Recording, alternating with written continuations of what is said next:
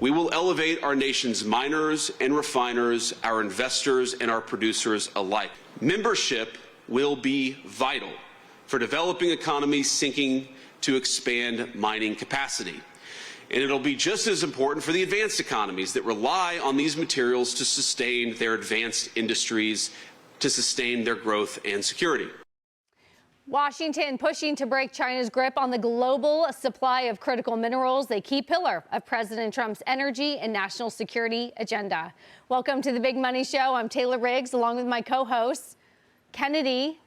You don't need a last name. You're so cool. It's like Madonna. Lost it in the 90s. Kennedy. That's it. Brian Brenberg, Jackie DeAngelis, and with us for the hour, Michael Lee, strategy founder, Michael Lee.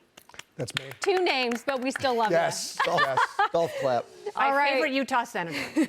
So the Trump administration is making rare earths a cornerstone of its policy for energy independence and economic security.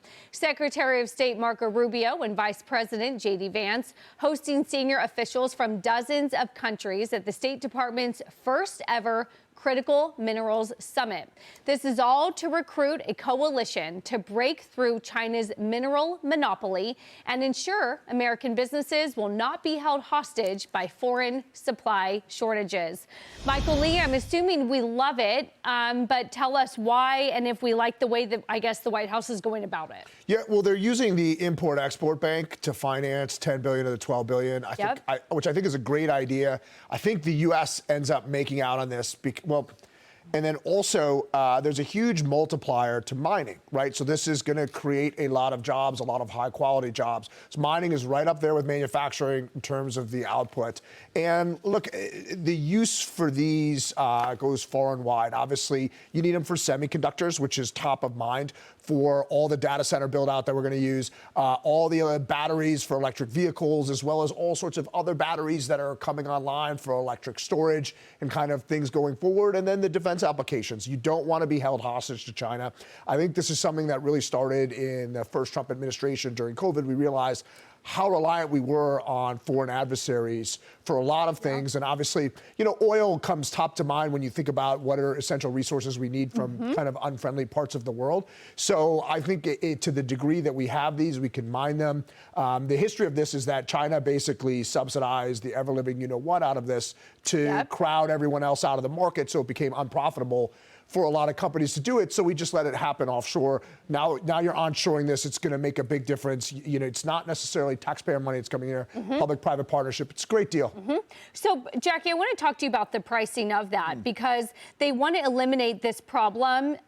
J.D. Vance has said this, where China just floods our market with cheap critical minerals to undermine our domestic manufacturers. They want to guarantee minimum prices through coordinated trade rules, and then China's hoping that by doing so, you can have private investment come in that have struggled to compete with the cheaper Chinese version of it. So if you have a group of all of us that have a minimum floor on that, in theory, it helps create a profitable market. Right. Do you like that? I do like it. And what he's trying to do is protect the space in general as we, make our way into it, which we probably should have done sooner. But what it really reminds me of is steel, when Asian countries started dumping cheap steel on the market and basically put our industries out of business, made it harder for us to compete. President Trump, through tariffs, has tried to bring some of that production back. But once you destroy that that pricing for the commodity, then you create a situation where it is hard to bring it back. So I think he's trying to be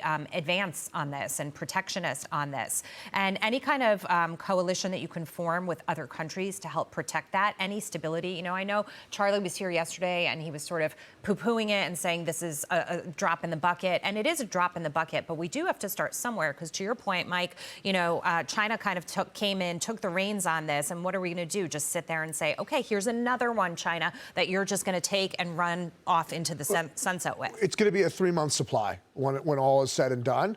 And so you got to, so if there's temporary price disruptions or temporary supply, you got to imagine it's not the entire supply chain that gets cut out, whether it's 20% or 30%.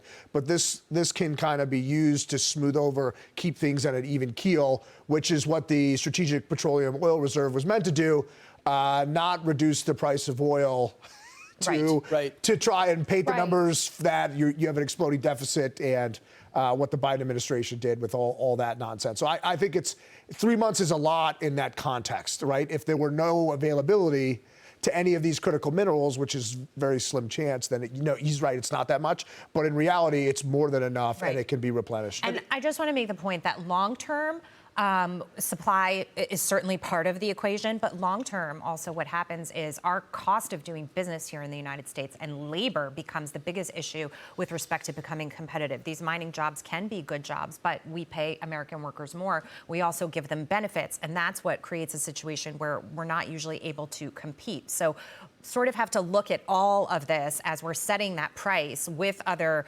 countries, because the question is, is not so much about China here, but it's can we efficiently compete if China's able to do it for less? So I have a question between two pieces of this. I don't know how they fit together. On the one hand, we're doing the reserve of critical minerals, which I get that, because the fear, you do a reserve when you're afraid somebody's going to cut off supply, right?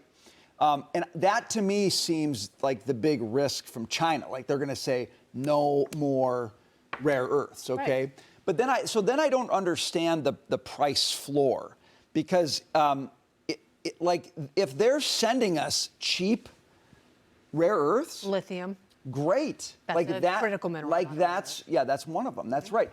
That's great, isn't it? Like are we? Which one are we most afraid of? That they're going to cut off supply or flood us? We're worried about both. I think we should have to be worried about both. And the long-term ramifications of this, and then jump in, and you mentioned it with the labor market. You flood us enough, then economically doesn't make sense for us to produce it, and then that means we're dependent and reliant on it. So if we stop the flood, it is harmful, maybe in the near term, because takes time for the domestic manufacturers who have a floor that is more expensive than the Chinese product. But if it makes it economical to then get it in the U.S. and not depend on China, long term, is that the win? Is that what you're trying to get at? I am just, it's like what's in China's interest here? Like we're afraid of two opposite things, them cutting us off and them flooding us. And I'm sort of saying, like, which is it? I actually think the risk is them cutting us off, which is why I like the reserve. And to me, the price floor, look, you do a price floor when you're worried about prices falling, right? There's so much demand for this stuff. Do we really believe we live in a world where the price of these rare earths is going to crash? I don't think that's the issue. I think we're talking about a price floor, not because we're so concerned about prices crashing, but because we want control over all of the new supply that we're going to produce. And that's a backdoor way for us to get control. I don't think it's actually about a price floor. But I just think it's like we're talking out of both sides of our mouth here. And I think the real risk is on them cutting us off, not flooding us with cheap stuff. Well, until we ramp up, it definitely is. So short term, that's the risk. And then long term, you want to make sure you can control the pricing. But I see what you're saying about that back door, where the two things actually sort of fit together. But right now, having nothing, we're at China's mercy. So that was demonstrated last year during negotiations. Jump in. Well, I think we can look at this like the cannabis market here in the United States, and China is very much like the cartels.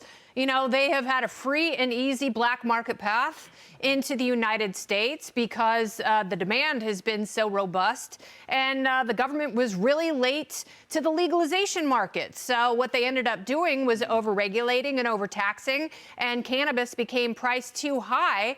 And so the cartels were playing the same kind of manipulative game that China is playing right now. And so we're asking, is it too much? Is it too little? And basically what they've done for years is they've love bombed us, and now they're withholding their affection. Brian's and we're trying to figure out where we stand in this abusive relationship. I think when Xi and Trump spoke today, they were probably talking in those terms. President Trump was like, look, this is just like marijuana. I think if you're talking about Xi and Trump, what Xi is doing is an impression of Trump. So Trump's greatest strength in his negotiation has always been unpredictability. And that's what China is doing, because they realize their economy is teetering. And the only thing they've got, like, they want to compete in AI, they want to compete in electric vehicles and all of this stuff. And they have always thought that they were the only ones that have the rare earth minerals. And we need rare earth minerals. We also need the critical minerals, things like cobalt, things like lithium. Yeah. And now we're turning to places like Congo to get them, because the United States is finally realizing, you know, we are in a global hegemony race and we need partners in order to secure the minerals in other parts of the globe. And China is panicking, thus the manipulative tactics of too much and too little. And we're on to the abuse. And America now has agency over itself. And we are determined to get into a great relationship with a myriad of partners, which seems untoward, but I think ultimately it will work out for us. Let me add a layer of this, and then Mike Lee, quick comment, we got to go. Speaking of other partners, Edward Lawrence is great. He sends this out. The U.S. Trade, USTR is going to be announcing a trilateral critical minerals cooperation between the EU and Japan. So these are developing action plans for critical mineral supply chain resilience. So we're bringing in the EU, we're bringing in Japan. And then quickly with this import-export bank, there were a lot of comments that this kind of sounded like China, the way, like it's kind of this top-down model. And the chairman of that wanted to come out and say, no, no, no, this is very much a decentralized, not centralized. The public-private partnership will dictate where the market is, where the pricing is. It'll be based on market dynamics. So trying to dispel the notion that this feels like the way China does things by coming top down with this import-export bank involvement. Yeah, so I would say similar to the tariffs, that like you don't want the government involved in these private industries. But like that's only going to work if everybody's playing by the same rules. Right. So free trade is only going to work if everyone's practicing by the same rules. And when you have other governments manipulating the markets, you unfortunately need to step in to defend yourself. And so I think what we're doing here is giving ourselves some resilience and figuring out alternatives so that we're not held hostage by our on again, off again lover named China. Bad boyfriend, China.